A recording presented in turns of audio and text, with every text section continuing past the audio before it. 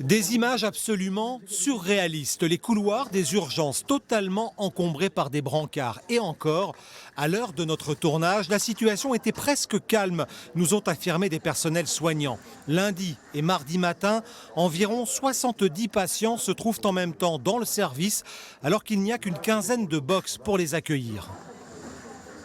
Ici, on voit notre écran d'organisation de soins avec nos secteurs de soins et la quantité de patients qui ne devrait pas dépasser les 16 box qui font le tour de l'écran. Donc là, vous avez des dizaines de patients en supplément par rapport à ce qui devrait être dans les urgences. C'est-à-dire que tous ceux-là sont dans les couloirs, c'est ça? Tous ceux-là sont dans les couloirs, très nombreux, côte à côte, serrés.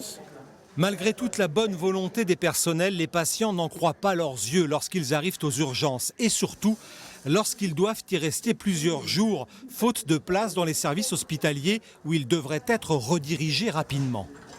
Quand je suis arrivée hier matin, j'ai cru que j'étais dans un autre monde parce que c'était totalement surchargé. Il y en avait absolument partout dans les couloirs. Les pauvres infirmières ne savaient plus où mettre les patients. Je suis arrivée hier soir, il était 23h. Et comment ici? L'affolement. Il y a des lits partout, les infirmières font du gymkhana à travers les lits pour arriver à faire des soins. C'était vraiment assez inadmissible parce qu'on n'a aucune intimité. Les gens sont collés les uns aux autres.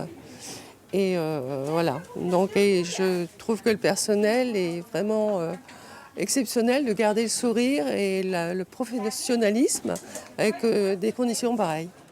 Des personnels dévoués, mais souvent à bout de force, physiquement et psychologiquement. Leurs témoignages sont extrêmement forts et émouvants. Moi, personnellement, j'ai honte. J'ai honte de porter la blouse blanche, j'ai honte de représenter l'hôpital public quand je vois dans quelles conditions on les accueille. Quand on voit les regards effarés des gens qui arrivent au milieu de tout ça et qui se disent « mais qu'est-ce que c'est, je vais rester là ?» Ben oui, je vais rester là.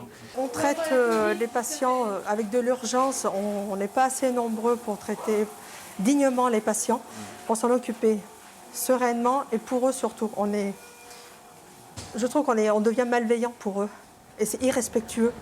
La direction du CHU a bien conscience de cette situation. Elle nous a d'ailleurs autorisés à filmer et à recueillir tous ces témoignages. Le directeur par intérim affirme que 19 lits vont être rapidement ouverts pour désengorger les urgences.